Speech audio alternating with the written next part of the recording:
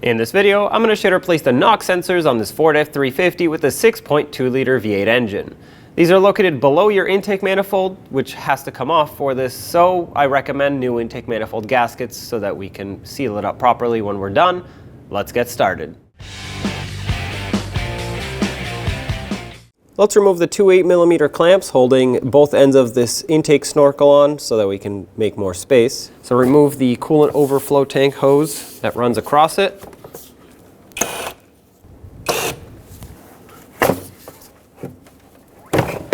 Set that aside. With that out of the way, we have two hoses to remove here. One is this one, and one is the breather that comes off of the PCV. This one up front has a hose clamp. Mine looks like it's in very poor condition, so hopefully I can actually get it off of here. Sometimes that happens. We'll have to replace it. Take this hose off. Set that aside. For this line right here, there's going to be, if you see this gray tab, there's going to be a clip on it on the back side that you have to pry on. And once you twist that, that should release the whole line. And then you can push it out of the way. On the other side, we just have a few retainers holding on some of these hoses. Oh, looks like this one's already broken. It's supposed to be there. We'll pop this one out. Okay, there we go. Nothing else is attached over here. Use a 10mm socket and remove the two bolts holding this intake piece on. With these bolts off, you should be able to lift this right up and off. Over here, let's unplug the throttle body. There's a red locking tab that prevents this from just getting unplugged. So pry out on that and then press on the tab, disconnect the connector. Now this piece right here we have to remove so that we can get better access to the throttle body bolts. Now you can leave the throttle body attached to the intake, but it makes things easier if you just remove it and make more space for yourself. This does come off of the other piece of the intake, and doing it this way actually makes it a lot easier to get to this clamp. So use an 8mm socket and loosen up that clamp.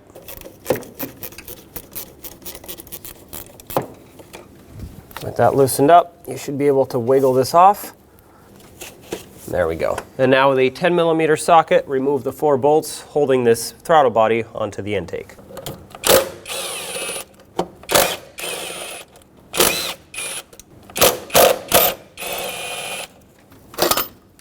Set that aside. On this side there's a retainer we have to pop out. We have to free up the wiring harness from everywhere. This hose that runs across, I'm just going to disconnect from over here and set it out of my way. Let's unplug this connector, set that wiring aside, and since we're here, let's unbolt this solenoid.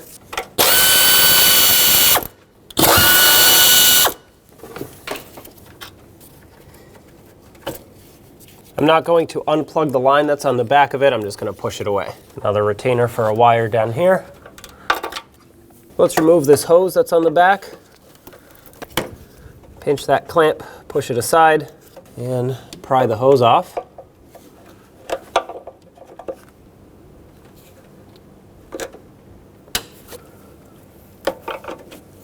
There we go.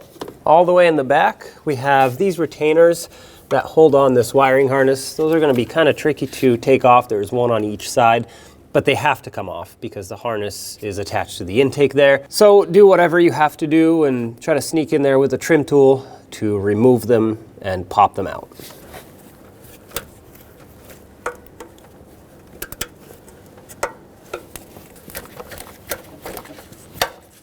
There we go. We'll do the same on the other side. We have another one of these connections over here. Pop this out, and this gives us better access to that retainer.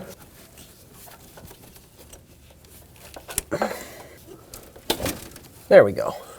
Now let's unplug the ignition coils, spark plug wires. Using an 8mm socket, unbolt the ignition coils. The connectors on the ignition coils will have red locking tabs on them that have to be pried out in order to get unlocked.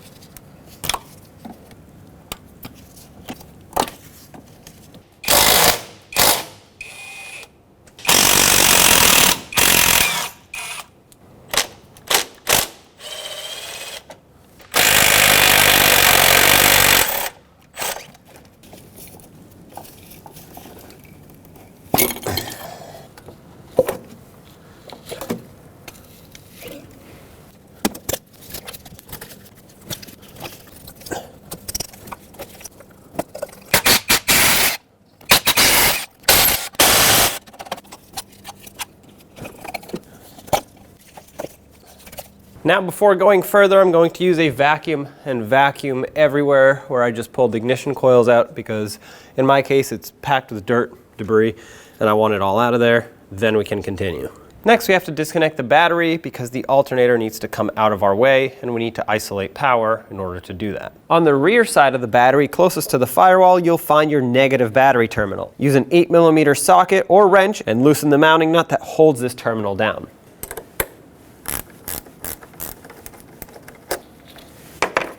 Once it's loose enough, you should be able to wiggle it, pull it right off the battery. Set that aside. And now with the battery disconnected, I'm going to remove the retainers for this wiring harness. I'm going to use a trim tool and pop out this retainer for this alternator harness. Unplug this connector by pressing on the locking tab on the back side. Sometimes you might need a little pocket screwdriver to help you press on it while you pull. There we go. And then we'll peel this boot right up and off. Use a 13mm socket. Remove this mounting nut that holds the main power wire on. Take the mounting nut off. There's a little washer. Well, it just fell, so I'm gonna have to fish it out once the alternator's out, but move the harness out of the way.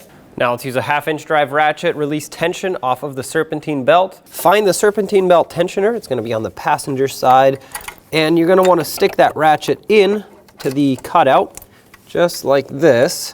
Make sure it's fully seated, otherwise it'll pop out when you try to pull on it. Then you'll actually want to push down or turn clockwise. There we go. And pull the belt right off of the alternator. Now let's use a 15mm socket, remove the bolts holding this bracket and the alternator down on the engine block.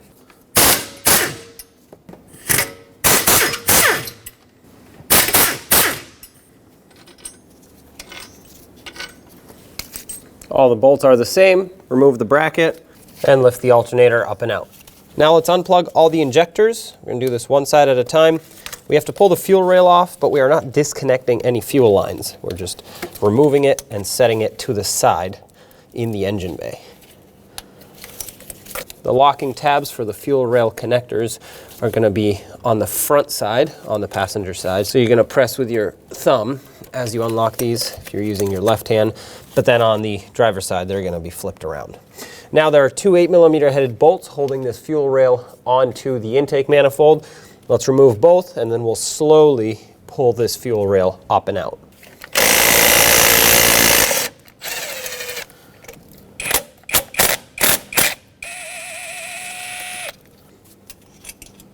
These are very long bolts, but they are all the same. What I will do now is blow some compressed air down near each injector. I've already vacuumed everything here, so keep that in mind.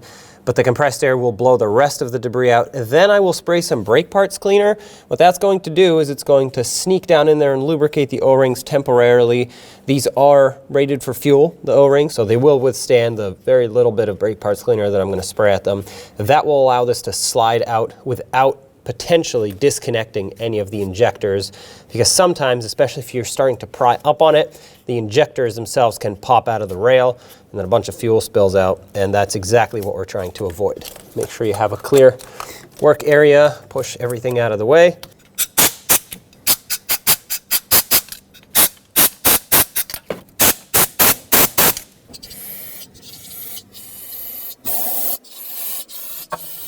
Now you give this a good wiggle and start pulling. Perfect.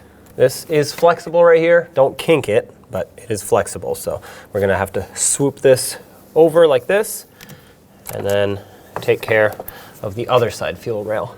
Moving over to the passenger side, same thing. Unplug all injectors and remove the rail.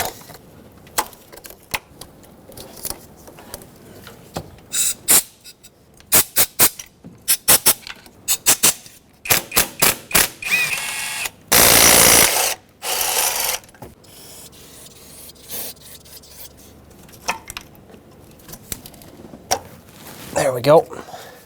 So we can take this, flip it, set it aside, bring the other rail close. Once again, try not to kink anything. And we can leave these right here as we do the rest of our work. Now let's start breaking free all of the intake bolts that hold this on. We're going to start from the outer ones and work our way towards the center, which is the opposite of the tightening sequence. 8mm socket for all of these bolts. Break them free and then go around and remove them all. Once you've broken them free, it doesn't really matter what sequence you go in. I'm going to start on this end and once again, cross pattern, 8mm socket, work your way towards the center.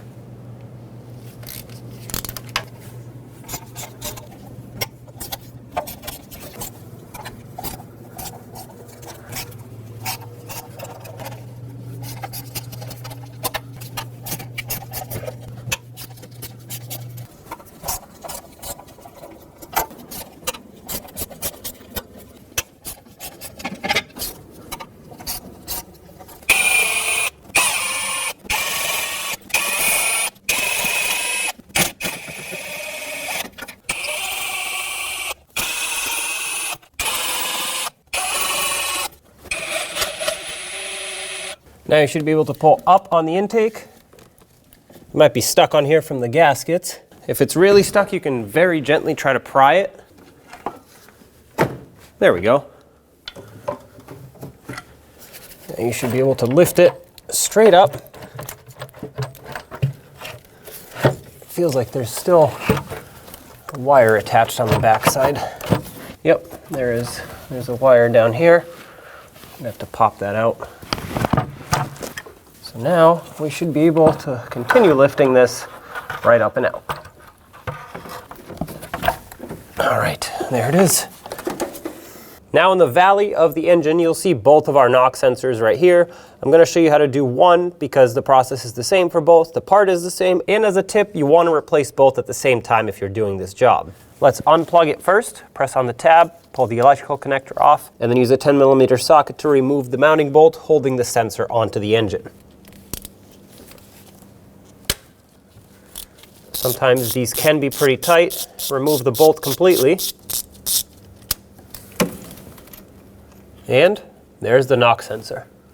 This mounting area needs to be clean and free of any debris. So what I'm going to do is take a little bit of sandpaper and scuff up the edges here. It has formed a rust ridge, and I want to make sure that the new knock sensor sits nice and flat up against the engine block.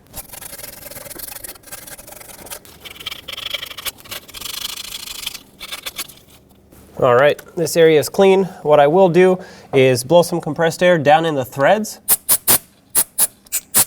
I don't want any debris down in there. Take the new knock sensor, place it into position, and drop the bolt down. And let's snug it up.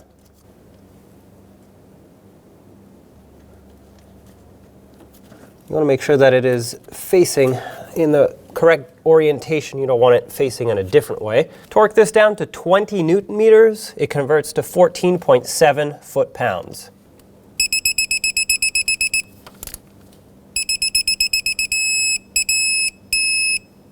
All right, that's it right there. So let's plug it in.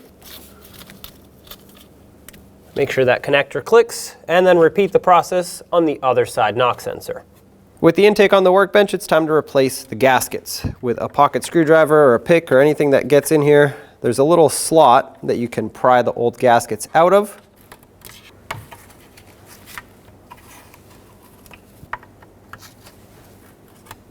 Now I'm going to run my rag with a screwdriver guiding it throughout the entire area that the gaskets ride in. Just want to make sure that I get all this debris out of here and loosened up. And if you want to, if you think there's a lot of oil and debris in there, you can take some compressed air or brake parts cleaner and then compressed air and flush all these grooves out.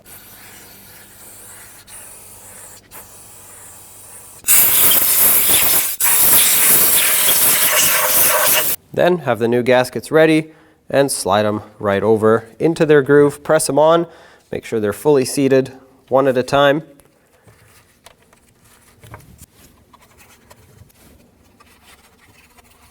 Now flip the intake over. We'll do the same to the other four runners. Our intake gasket kit also comes with a gasket for the throttle body. Same thing, find the cutout, push the old gasket out, clean the groove if needed.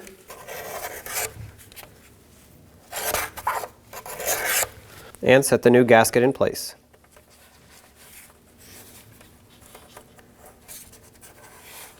Now we have to clean this surface where the intake sits. It is quite corroded and dirty for me, so I'm going to use a combination between a razor blade and a gasket scraper, as well as a vacuum cleaner to clean all of this up. And I'm going to plug all of the intake ports with some paper towels. That way debris doesn't get down there. And then at the end, I'm going to vacuum everything. That's why I mentioned the vacuum cleaner, as well inside the spark plug holes. I want everything clean, all debris out of the way, wipe it all down, and then finally install the intake back into position.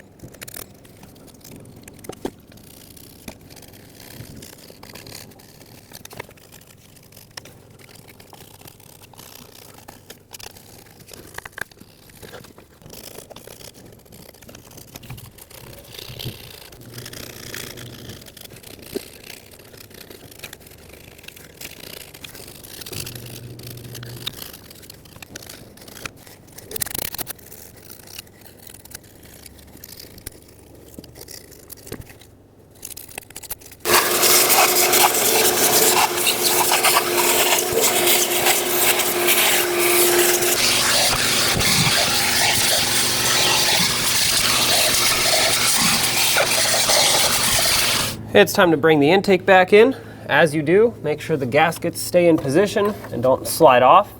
Make sure you don't pinch any wires or hoses.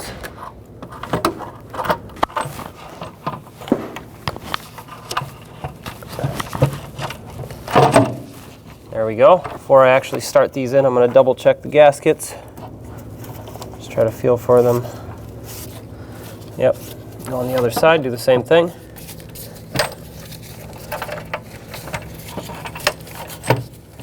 All right, all of this looks good. So let's start in the bolts and make sure that they all start in by hand.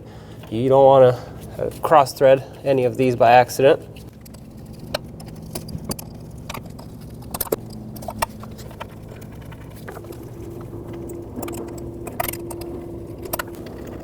All right, we are good on all of them. They are started in. So let's bottom them out. I'm going to do this very gently with a power tool. I'm not actually tightening them. Then we'll go around, torque them down, and then double check them all. And that's going to finalize the installation of the air intake. I'm going to follow somewhat of a pattern. Might not be the exact pattern that is required for torquing, but once again, I'm just bottoming these out. Starting from the center, working your way towards the outer ones in a cross pattern.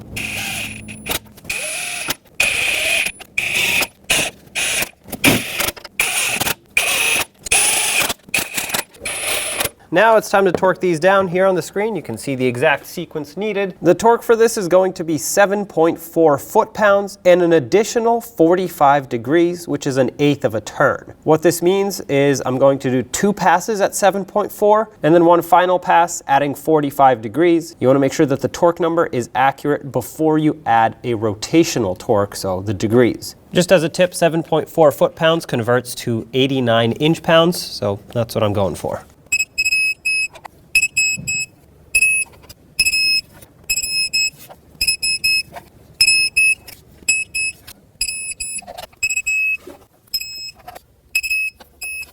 I'm just going to go around in a circle at this point, double check all of the bolts.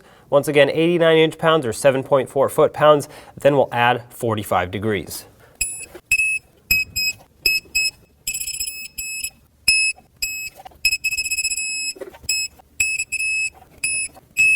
Now I'm sure that all of mine are properly torqued. So in the same sequence, once again, let's add 45 degrees. That's an eighth of a turn. Just eyeball it if you don't have an angle meter or a digital torque wrench that reads degrees. I have one, so I'm going to use it, but once again, just an eighth of a turn at most is all they need at this point.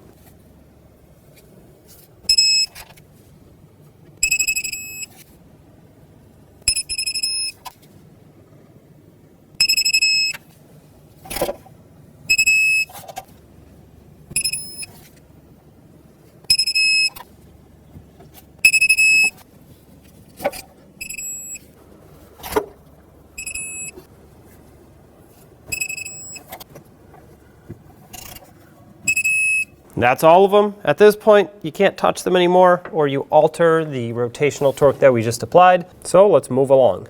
Now with the intake secured again, it's time to bring the fuel rails back over and install them. Very careful with these. I'm gonna do this one at a time. Now these lower O-rings, for me, they are quite dirty. I'm going to clean them up and inspect them. These should be replaced, but if they are still pliable, soft, and they still are holding their shape, then you can reuse them if you have to, and that's what I'm going to do. Once again, I'm going to clean them up with a rag, make sure that they are free of debris, and then we'll slide the fuel rails down. All right, I got this side cleaned up. I'm going to get that side a little bit closer. Okay, so these are sitting approximately where they need to be. They haven't dropped in yet. I'm going to clean up the other side and place it into its spot. Okay, so both rails are sitting in their mounting holes, or on top of where they're supposed to be mounted. I'm going to take some brake parts cleaner, spray them at each O-ring, just like when we remove these. This is going to help them seat a lot easier. Once they drop down and lock in, we can put the 2 bolts in and finalize the tightening of the fuel rails.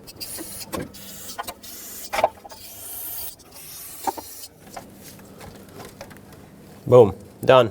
That's how easy it should be. If you have carburetor cleaner, that's a little bit better because it's not as strong of a chemical, but it does the job too. And the biggest benefit is that those two evaporate, brake parts cleaner and carburetor cleaner. So I'm dropping down the bolts now, making sure that they start in by hand, which they seem to have done already. I'm just gonna bottom them out. This will prevent the rail from moving around. Of course, these need to be tightened down and torqued, so let's do the other side and then we'll torque them all.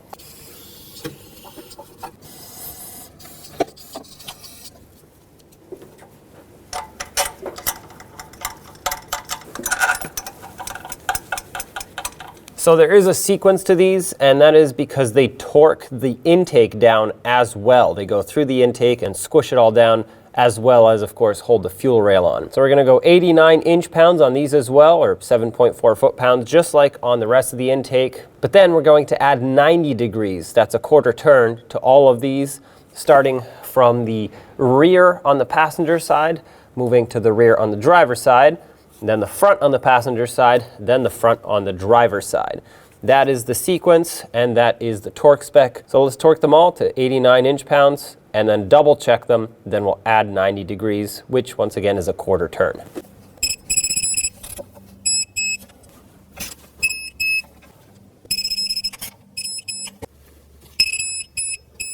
All right, let's double check all of them.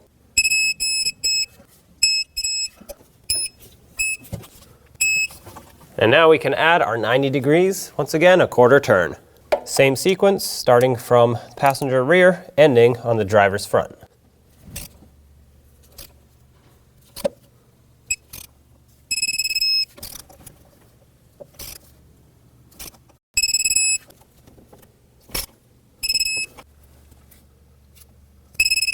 All right, those are all torqued down. Just as a tip, if at any point during this tightening sequence it feels too tight, make sure that nothing is down in the threads of the holes that you're threading into. But also, if you're getting close and it feels too tight, just leave it right there.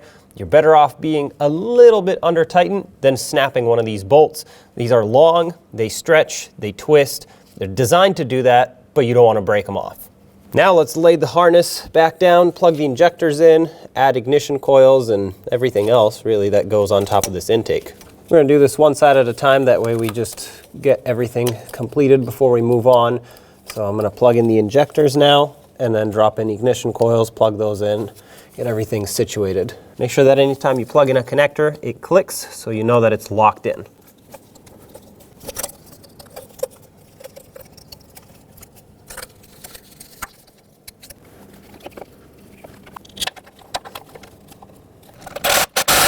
If you're tightening these ignition coils by hand, about 1/8 of a turn after they bottom out is plenty tight for them.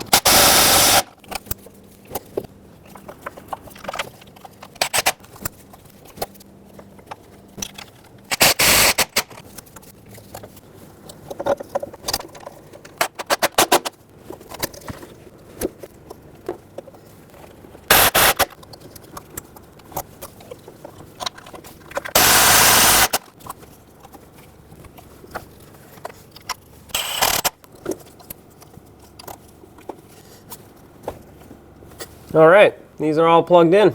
Now resecure any harnesses that you unclipped from the back, and let's plug in everything that goes on the side of the intake, starting with this passenger side PCV breather tube. Make sure that clips into place and locks in. Let's put this vacuum hose back on. Make sure it's pressed in all the way, and put the clamp back over. There we go. Put this solenoid valve back in, and the 2 bolts that hold it on.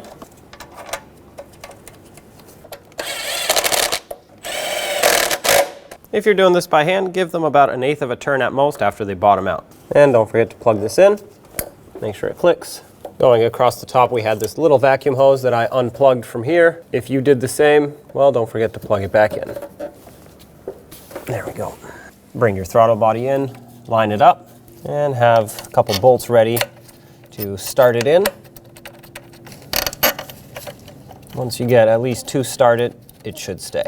Now let's bottom these out, snug them, and torque them down. The torque for these 4 bolts is going to be 106 inch-pounds and an additional 60 degrees. And 60 degrees is between 1/8 and 1/4, so just do your best to kind of eyeball it if you don't have a digital torque wrench that reads degrees.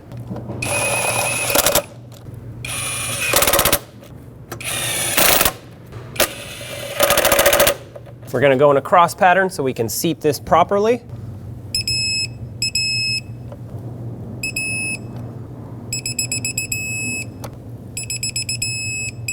I'm going to double check them all now. Before I apply the degrees, it's important that these are torqued accurately. And now, 60 degrees.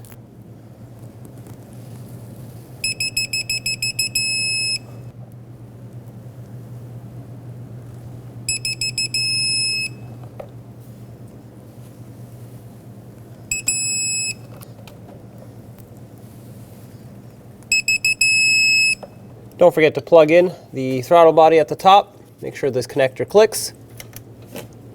There we go. Let's install this coupler that connects the throttle body onto the rest of the air intake. Slide it over and make sure it is fully seated. Use an 8mm socket to tighten up this clamp.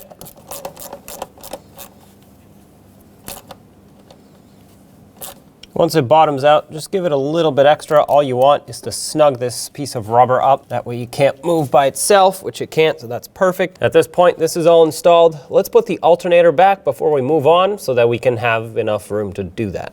Let's put the alternator back in its spot. Don't put the bolts in yet because this bracket has to go over. Once you line this up, then you can put the bolts in. All 3 bolts are the same. So just drop them in, make sure everything's lined up, start them onto their threads.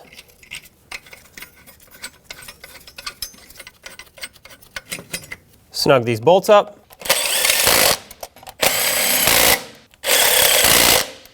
.35 foot-pounds is the torque for all 3 of these bolts.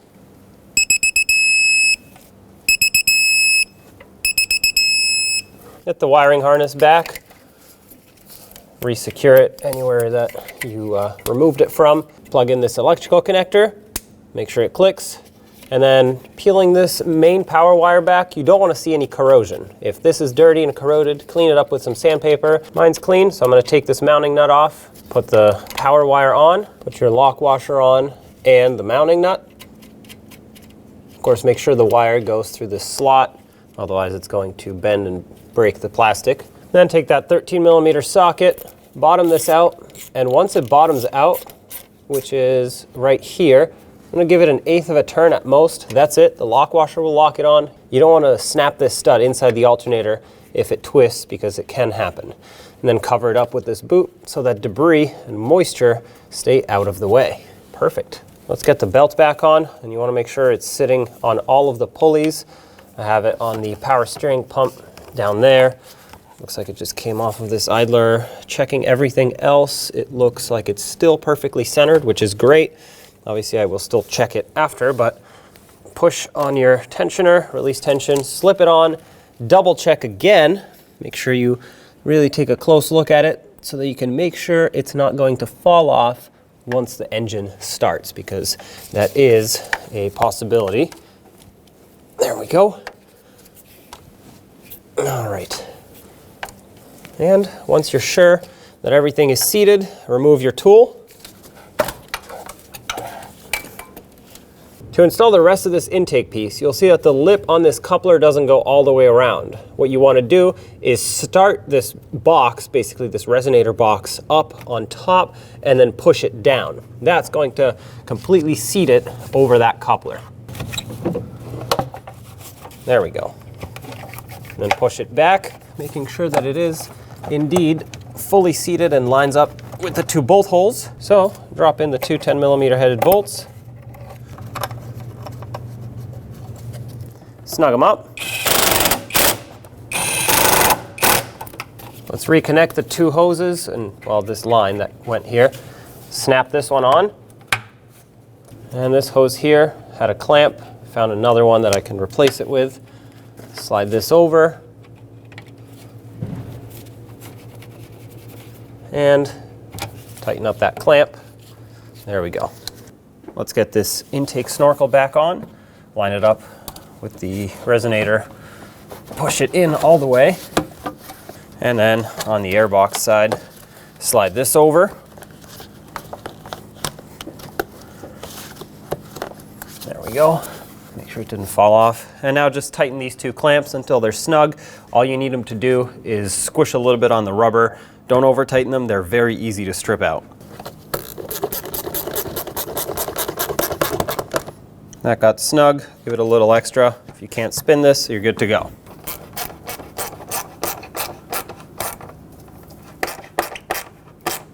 Nice and snug, perfect. Clip this hose back onto its retainers. Now let's reconnect our negative battery terminal. Make sure that this is loose enough to be able to go all the way down. Once you've driven it as far down as you want it to be, tighten it up with that 8mm wrench or socket. And I don't want to go until this stops just enough to not be able to spin it, even though this isn't fully bottomed out or anything like that. You don't want to stretch out the terminal. Also, if there's any corrosion on these connections, you want to make sure you clean that off. Mine are clean. When only the best will do, demand TRQ. The only company that lets you view before you do. TRQ is committed to offering the highest quality aftermarket auto parts that are engineered for peace of mind. Thanks for using and viewing with TRQ.